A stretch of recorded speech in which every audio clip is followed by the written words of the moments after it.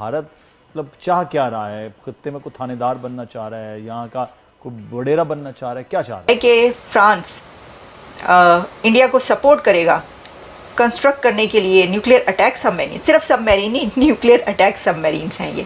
Jet engines बनाने के लिए 100% technology of transfer, under water drones के लिए 100% टेक्नोलॉजी ऑफ ट्रांसफर, इसके सिवा मिलिट्री सैटेलाइट से लेके अन्य डोमेन हर तरफ हम भारत के साथ काम करेंगे। इंडिया और फ्रांस की जो ताकतें हैं आपस में मिल रही हैं, ग्लोबली उसका बहुत पॉजिटिव इम्पैक्ट पड़ा है। आपको क्या लगता है कि जो अब डीलें होंगी, डिफेंस की डील होगी, टेक्नोलॉजी की डील होगी, आपका इस वक्त दुनिया के किसी भी मुल्क के साथ रिलेशनशिप नहीं है। पाकिस्तान की तरफ से जो है वो ये आवाज़ उठाई जाती है कि देखिए हर जगह पर जो है ना वो भारत को खुली छूट दी जाती है, जबकि सारी जो सैंक्शंस हैं और सारी जो पाबंदियां हैं वो हमारे लिए रह गई। देखिए जंग तो ये जीते नहीं है, एवं की कौन सी जंग जीते हैं? 65 में भी कुछ। अब आप बड़ी तल्ख बातें कर रहे हैं। नहीं बाट साहब क्यों नहीं जीते, हम जीते हैं। नहीं नहीं नहीं बताया आपने, लेकिन लॉजिक के साथ बताना है। नहीं नहीं हम पता मुझको पता नहीं नहीं बाट साहब नहीं, अल्लाह नहीं बाट साहब। जब जंग हुई थी ना 65 की, तो वो लोहारी का बाहर नेमत कदा होटल है ना, देखा हुआ आपने?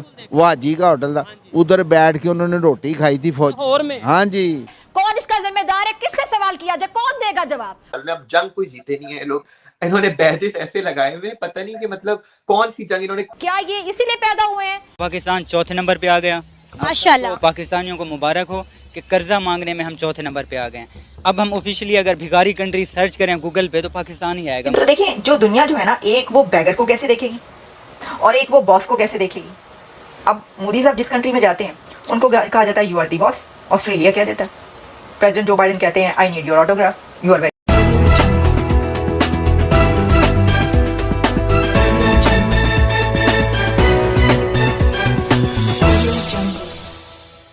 और ख़बर ये है कि फ्रांस इंडिया को एक बहुत बड़ी सपोर्ट देने जा रहा है।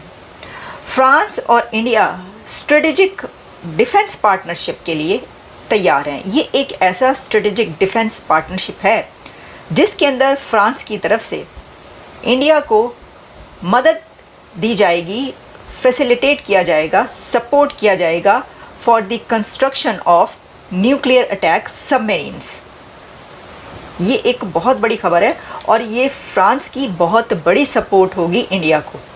और ये एक ऐसे वक्त में हो रहा है कि जब ये कहा जा रहा है कि जिस वक्त इंडियन नेवी इसके लिए पूरे तरीके से तैयार है और मोदी हुकूमत की तरफ से ये भरपूर कोशिशें की जा रही थी कि इस तरह की स्ट्रेटेजिक डायलॉग, जो स्ट्रेटेजिक डिफेंस पार्टनरशिप है वो फ्रांस के साथ की जाए। तो देखिए सिर्फ यही नहीं है, बल्कि ये जो है कि फ्रांस इंडिया को सपोर्ट करेगा कंस्ट्रक्ट करने के लिए न्यूक्लियर अटैक सबमरीन, सिर्फ सबमरीन नहीं, न्यूक्लियर अटैक सबमरीन्स हैं ये। उसी के साथ इस ऑफ़र में ये भी शामिल है कि 100% transfer of technology for 110 kilo newton thrust aircraft engines and under water drones will with full capabilities to India. तो देखिए ये जो एक पूरा पैकेज है जो फ्रांस और इंडिया के बीच अब होने जा रहा है, जो कि इंडिया को बहुत स्ट्रॉन्ग करेगा और इंडियन नेवी को जो है वो आप देखेंगे कि कितनी इससे ताकत मिलेगी। अब इसके अंदर ये कहा जा रहा है कि देखें, अगर आप यूरोपियन कंट्रीज़, यूरोप और इंडिया के ताल्लुकात रिलेशंस देखें तो बहुत ज़बरदस्त हैं। आप अमेरिका के साथ उनके रिलेशंस देख लें तो क्या ही बात है।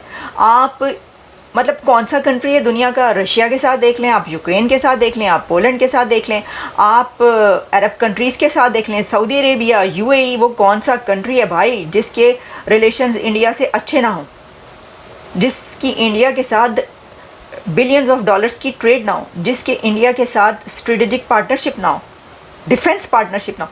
सब कंट्रीज़ के हैं इंडिया के साथ। देखिए ये बात अपनी जगह पर ये ठीक है कि 5th लार्जेस्ट इकोनॉमी इंडिया है, लेकिन इसके साथ ये भी तो है ना कि आप सबके साथ ऐसे रिलेशंस कैसे बना पाते हैं। इसलिए मैंने एक स्टार्ट में कहा कि ये फॉरेन पॉलिसी आपकी कामयाब फॉरेन पॉलिसी है ना कि आप ये सब कर रहे हैं।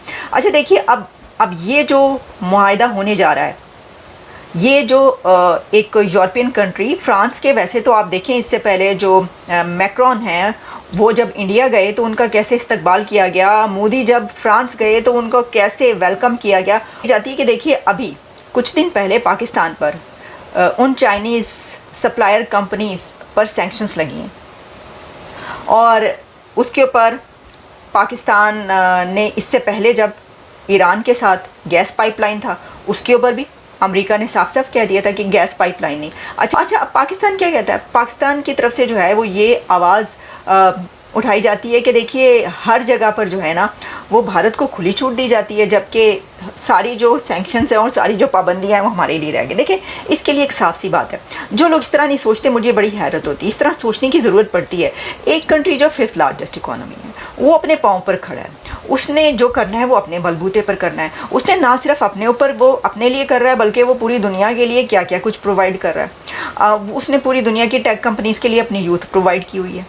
सारे जितनी टेक कंपनीज है जिनसे इस वक्त दुनिया चलती है उस पर कौन विराजमान है बताइए? सुंदर पिचाई से लेकर आप हर जगह चले जाएं, वर्ल्ड बैंक से लेकर और IMF तक की पोस्टों पर कौन है?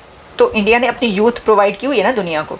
तो जब वो इतना कुछ प्रोवाइड कर रहा है वर्ल्ड को तो उसकी बात तो सुनी जाएगी। तो देखिए जो दुनिया जो है ना, एक वो बैगर को कैसे देखेगी और एक वो बॉस को कैसे देखेगी। अब मोदी साहब जिस कंट्री में जाते हैं उनको कहा जाता है you are the boss. Australia कह देता है, प्रेसिडेंट जो बाइडेन कहते हैं I need your autograph, you are very popular. मुझे बताएं तो क्या आपका क्या मतलब है कि सपोर्ट नहीं दी जाएगी इनको? कि भाई मुस्तकबिल के ऑपरेशंस के लिए उनको जो है न्यूक्लियर अटैक सबमरीन्स चाहिए।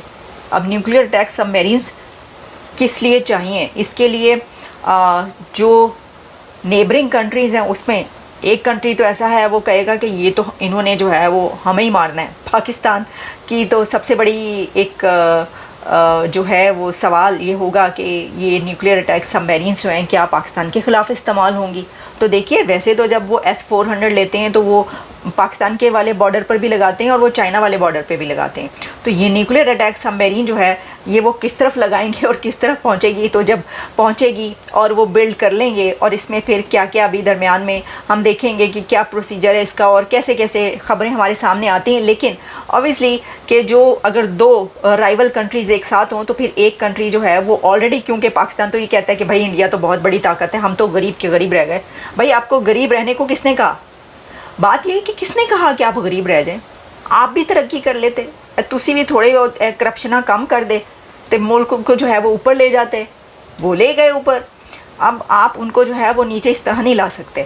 तो ये उनको रोका भी नहीं जा सकता। आप कैसे रोकेंगे मुझे बताएं? आप जितना मर्जी कर लें, मतलब मैक्सिमम क्या होगा कि ये होगा कि कोई फॉरेन मिनिस्टर या डिफेंस मिनिस्टर जो है वो उठ के वो ये कहेगा अमेरिका ये देखो ये क्या कर रहे हैं, ये देखें ये देख रहे हैं। अब आप नमस्कार दोस्तों, आज की एक और नई वीडियो में आपका स्वागत है। और इंडिया और फ्रांस की एक बहुत बड़ी डील हुई है जिसमें जो फ्रांस है वो भारत को टेक्नोलॉजी प्रोवाइड करेगा जेट इंजन्स की, और जो सबमरीन की टेक्नोलॉजी है वो ट्रांसफ़र करेगा, और वो भी 100% टेक्नोलॉजी ट्रांसफ़र करेगा। अगर जेट इंजन की और सबमरीन की 100% टेक्नोलॉजी इंडिया को मिल जाती है तो इससे बड़ी बात और कुछ नहीं हो सकती, क्योंकि बहुत टाइम से इंडिया जो है जेट इंजन बनाने के लिए ट्राई कर रहा है, बहुत सारा इन्वेस्ट भी कर चुका है, लेकिन एक जो बहुत बेहतरीन इंजन हो वो अभी इंडिया खुद से डेवलप नहीं कर पाया है। और फ्रांस ऑलरेडी ये सब इंजन डेवलप कर रहा है, उनके पास टेक्नोलॉजी है। राफेल उसका एक जीता जागता प्रमाण है। और अगर ये डील ऐसे ही कंटिन्यू रहती है और दोनों चीज़ें और भी वेरियस टेक्नोलॉजी हैं इसमें जो कि फ्रांस भारत को प्रोवाइड करेगा 100%, और ये अगर सारी की सारी टेक्नोलॉजी भारत को मिल जाती हैं तो भारत का जो डिफेंस है वो एक नई बुलंदी पे पहुंच जाएगा। और इसके लिए जो made in India PM Modi का एक वो है मिशन, उसको बहुत ज़्यादा बूस्ट मिलेगा।